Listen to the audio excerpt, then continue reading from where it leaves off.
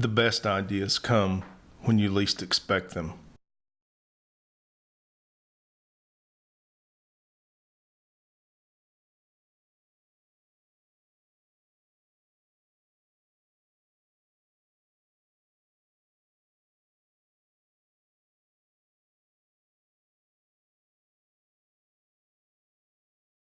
Are you thinking what I'm thinking?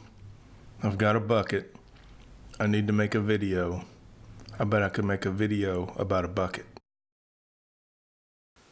Hey everyone, I just had a great idea of a project to do with that bucket and I'm going to share it with you. But while I'm getting the next few scenes set up, I would appreciate it if you've not subscribed to the River Life channel, if you'd go ahead and hit that subscribe button and ring the notification bell so you'll be notified when we release new content. If you like this video, give it a thumbs up, and I'm going to list some recommendations of other River Life YouTube videos in the index card above and also in the description below. Beginning with our bucket, we're ready to assemble all of the necessary equipment needed to start a bucket aquarium, or I guess we could call it a bucquarium for short. You have to have filtration in any aquarium. I've got this nice 2-stage sponge filter with some biomedia balls, an adjustable standpipe, and flow nozzle. We're going to have some standard aquarium air tubing to run this pump, as well as a small USB 1.5 watt air pump. This filter is mounted externally for demonstration purposes only. I like to suspend this Nano Air Pump with its own carabiner from a nylon clamp attached to the rim of the bucket. Now I'm going to go ahead and connect the air tubing from the filter to the pump. I can tell I've got a little excess here, and I'll trim that up to a custom size later.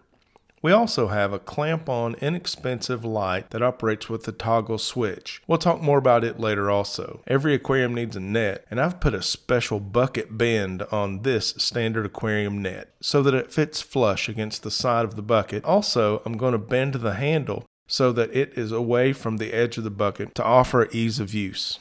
So our basic list of material includes our 5-gallon bucket, a sponge filter, 2-stage in our example, but that's not necessary, an air pump, and smaller is better I find in this application, air tubing, air pump mounting hardware if necessary, a light, and a net. Now we can move on to optional substrate. I'm using regular play sand here, but only because it was already on hand. It's not necessary, but if you do use sand, make sure you thoroughly rinse it first.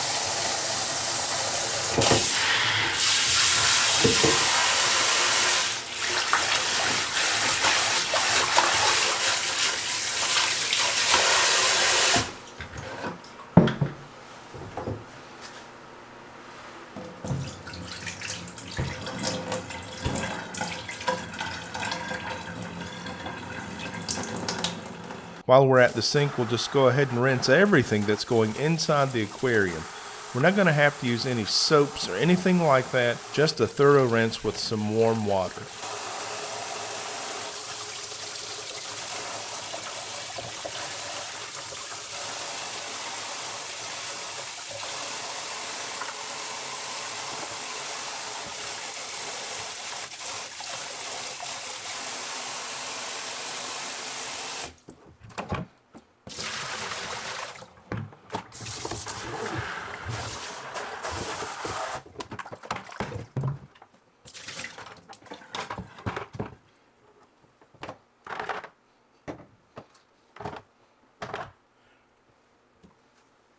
Now let's get back out there and start building this bucquarium. This 1.5 watt Nano Air Pump is a USB model, which makes it really convenient, especially if you're traveling or having an emergency. You can use a charged USB battery to operate this pump. It comes with its own carabiner, which makes it easy to suspend. Standard airline tubing is fine. It comes in lots of colors. We have some green here, and I love the nylon clips. I've drilled an extra hole in this handle to accommodate the carabiner for the Nano Air Pump.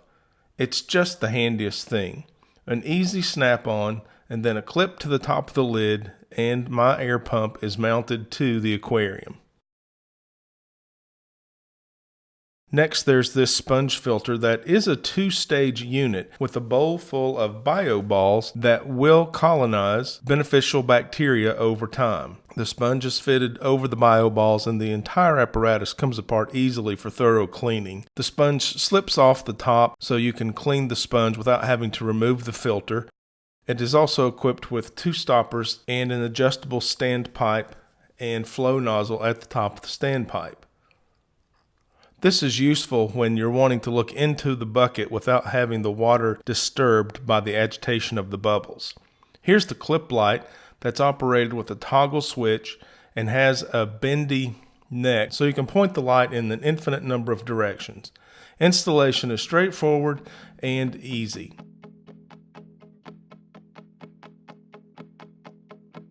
Once the aquarium starts going together, the rest is intuitive. This is where I'm going to make a custom snip on the air line to use just the amount that we need.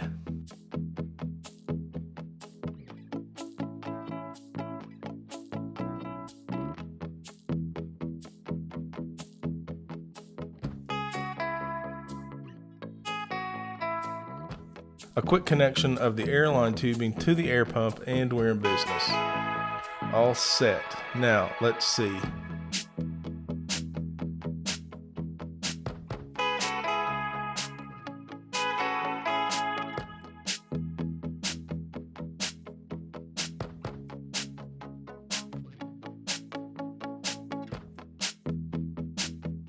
Let's get that play sand in here. Thank goodness we rinsed that so thoroughly. And it's time to fill her up.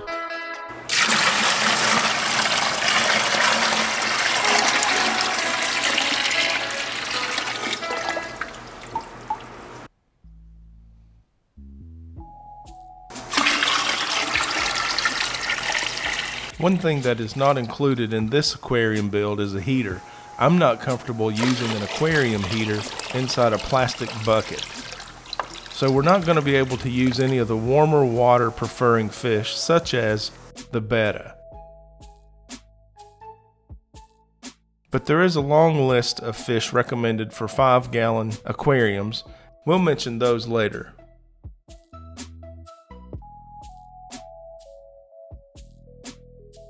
I'm using API Stress Coat as a water treatment. I have a lot of success with this product. And just because we have a plant available, I'll add one for decor. And that's really about all there is to it. Oh, look. I also happen to have found a few Malaysian trumpet snails. It'll take time for the water to process through the nitrogen cycle and balance out, so I'll keep an eye on its parameters over the next few days. Here it is after the substrate's had a minute to settle and the filter's been running for about 15 minutes. Seems like it could use another piece of hardscape, so I'm going to add a rock, completely optional. But it looks good. I think I'll keep the rock. And just for fun, I'm going to add a moss ball too.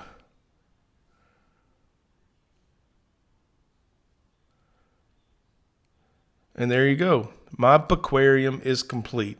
And let's talk about a list of fish that are appropriate for a 5-gallon aquarium.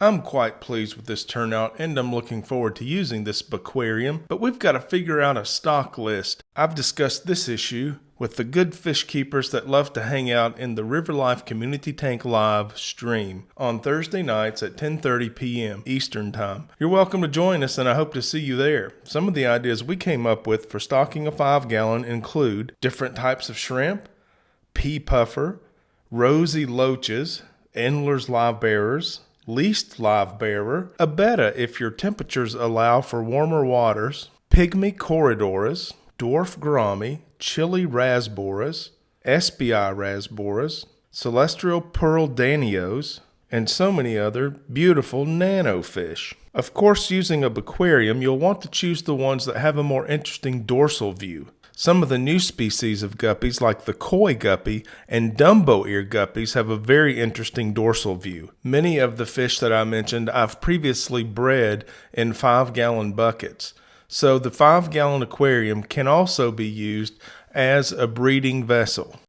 Some people are keeping the small live bearers in 5-gallon buckets for breeding purposes in outdoor summer months.